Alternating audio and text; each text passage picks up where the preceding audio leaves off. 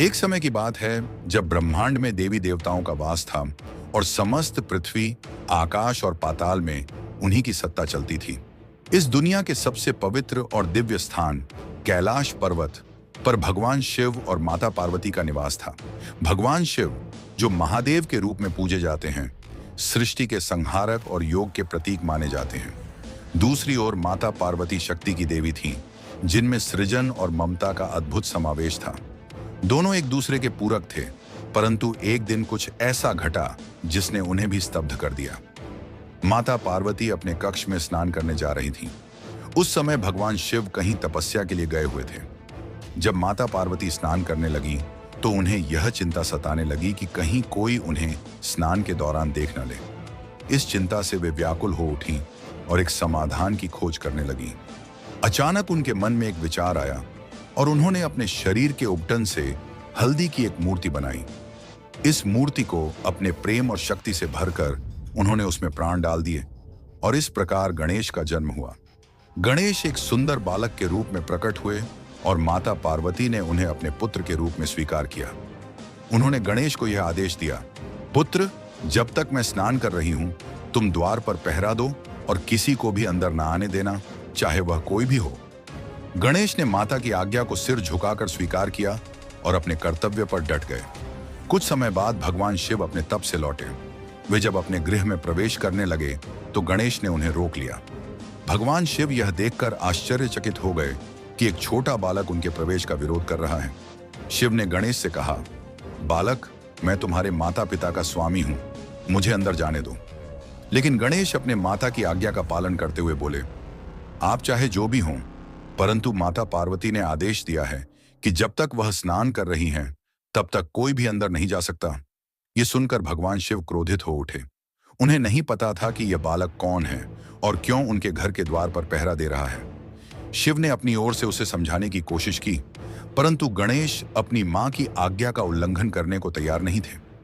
उनका कहना स्पष्ट था कि कोई भी, चाहे वह कितना ही शक्तिशाली क्यों न हो, जब तक उनकी माता का आदेश है तब तक कोई अंदर प्रवेश नहीं कर सकता। भगवान शिव का क्रोध अपने चरम पर पहुंच गया। उनके त्रिशूल से क्रोध की ज्वालाएं फूटने लगीं। उन्होंने बिना एक पल गंवाए गणेश पर प्रहार किया। गणेश वीरता से लड़े, लेकिन भगवान शिव की शक्ति के सामने वे टिक नहीं पाए। आखिरकार शिव का त्रिशूल गणेश के सिर को काटकर अलग कर दिया और उनका शरीर भूमि पर गिर पड़ा। जब माता पार्वती स्नान से बाहर आईं और उन्होंने अपने पुत्र का मृत शरीर देखा तो उनके दिल में अपार दुख और क्रोध भर गया। उनका विलाप सुनकर समस्त ब्रह्मांड हिल उठा। देवताओं से लेकर ऋषि मुनि तक सब भयभीत हो गए। माता पार्वती ने अपने पुत्र के वध से व्यथित होकर यह संकल्प लिया कि यदि गणेश को पुनर्जीवित नहीं किया गया तो वे समस्त सृष्टि को नष्ट कर देंगी। उनका क्रोध इतना भयंकर था कि देवताओं ने भगवान शिव से इस स्थिति को शांत करने की प्रार्थना की। भगवान शिव ने माता पार्वती के क्रोध और दुख को समझा और तुरंत गणेश को पुनर्जीवित करने का निर्णय लिया।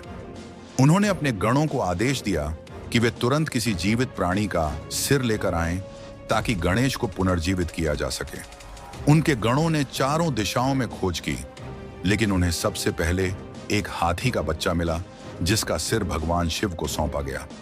भगवान शिव ने वह सिर गणेश के धड़ पर स्थापित कर दिया और अपनी दिव्य शक्ति से उसे जीवन दान दिया। गणेश फिर से जीवित हो गए, लेकिन अब उनका सिर हाथी का था। माता पार्वती को अपनी आंखों के सामने अपने पुत्र को पुनः जीवित देखकर असीम खुशी हुई। भगवान शिव ने गणेश को आशीर्वाद दिया और कहा, तुम आज से देवताओं में सर्वप्रथम पूजनीय होंगे। तुम्हारा पूजन हर शुभ कार्य में सबसे पहले किया जाएगा। तुम विघ्नहर्ता कहलाओगे और तुम्हारे बिना कोई भी कार्य सफल नहीं होगा।